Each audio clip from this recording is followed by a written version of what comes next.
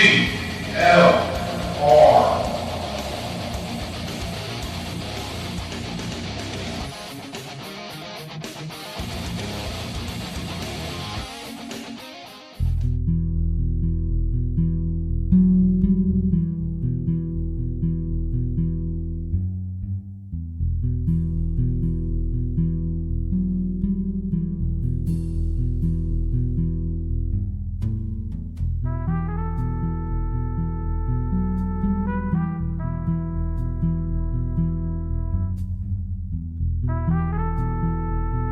Welcome to the Saturday Night Cigar Lounge.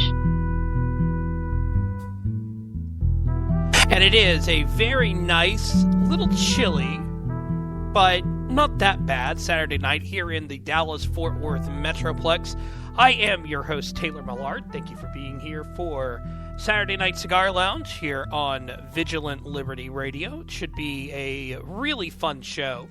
Coming up in about 30 minutes, you will hear my conversation with Matt Lewis from the Daily Caller, The Week, The Independent, and Daily Beast. We talk about a variety of subjects, including smart conservatism versus dumb conservatism, which really isn't the best way to describe it.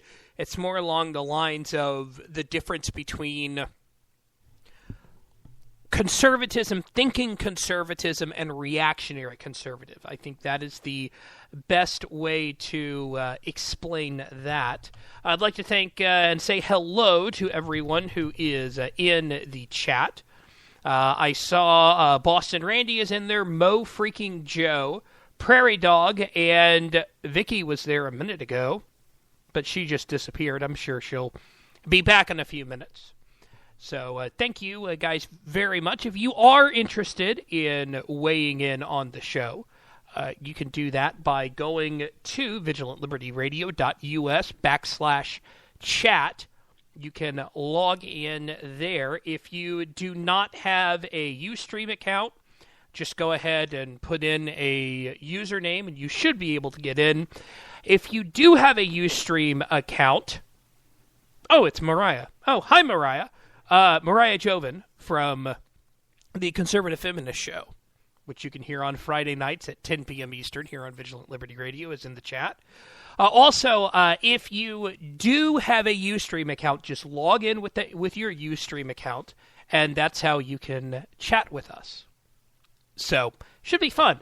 Also, you can email me, Taylor@vigilantliberadyradio.us. That's Taylor@vigilantliberadyradio.us.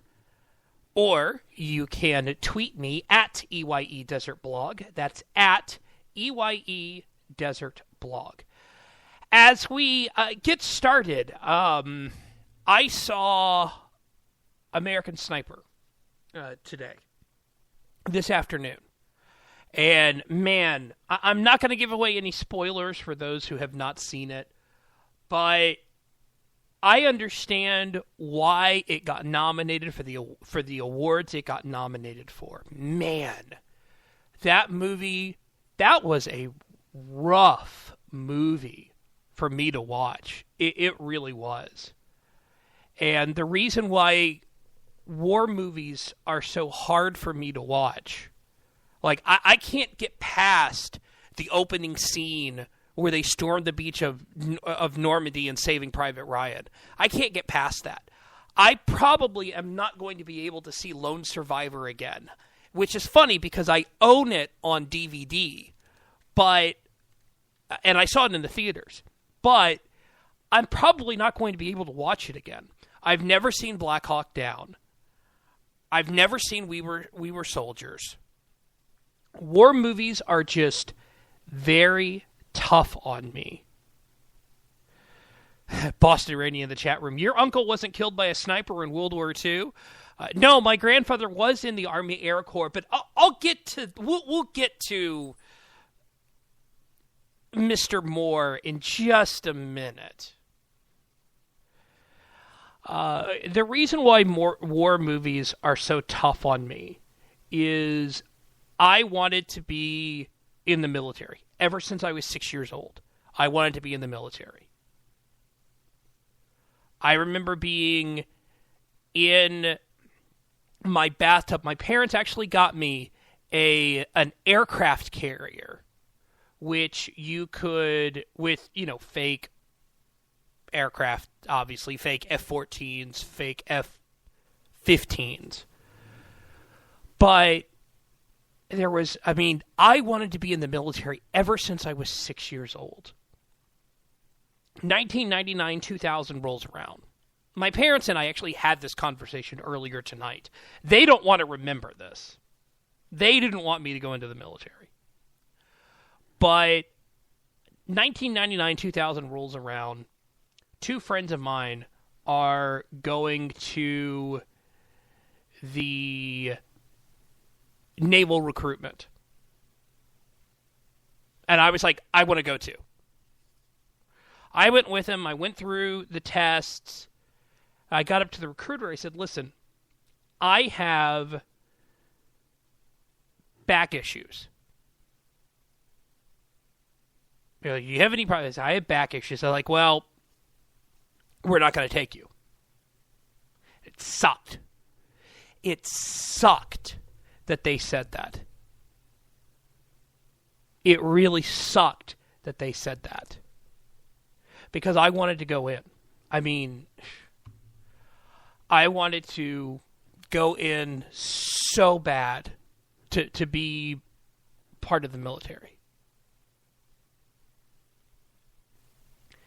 It pisses me off that I was not able to be in the military.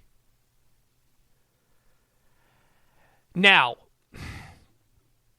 Mariah Joven just asked, can you wear Birks in the military? I don't know. I don't wear Birkenstocks.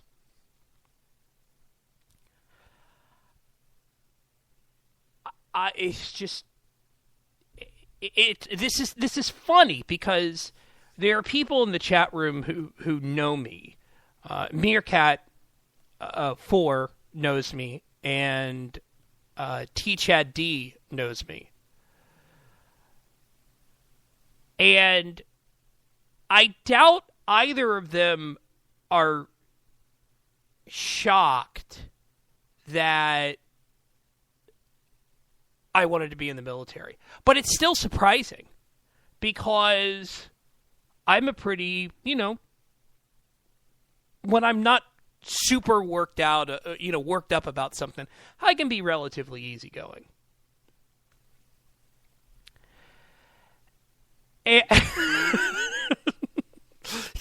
Chad, I'll never admit that in a court of law to knowing me.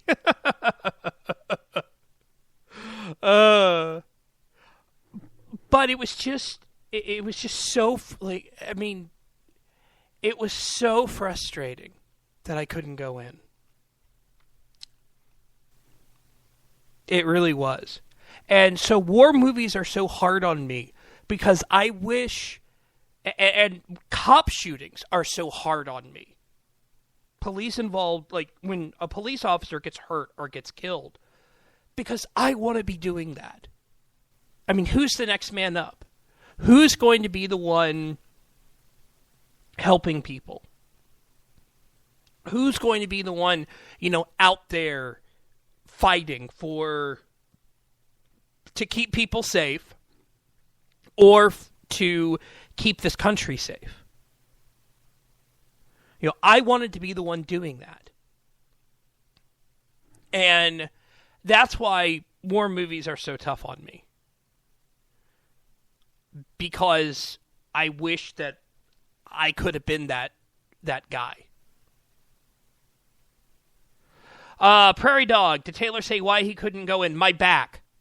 I have back issues that, yeah, it's a long story. I think part of it has to do, I was walking up a flight of stairs. This is such an injury for me. I was walking up a flight of stairs or bleachers at a football game carrying quad toms.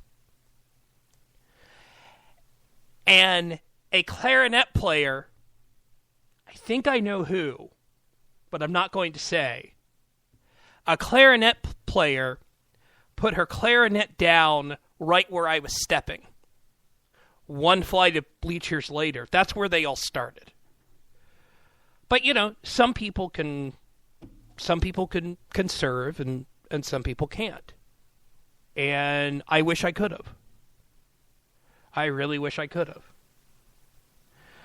Yes, Vicky, I know it wasn't you. Yeah.